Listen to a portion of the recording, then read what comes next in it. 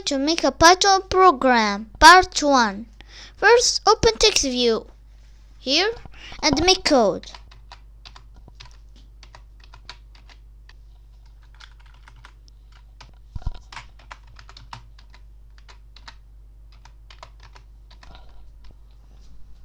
Then we export it to our files, folders.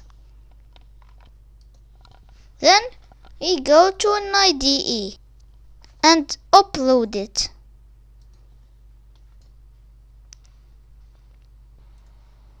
Make sure to make it working as text files, because if you search Python files it won't work. Then we run the program. Here it is. Hello world. Close program. Yes. And the program closed. So cool. Goodbye guys. And subscribe to my channel.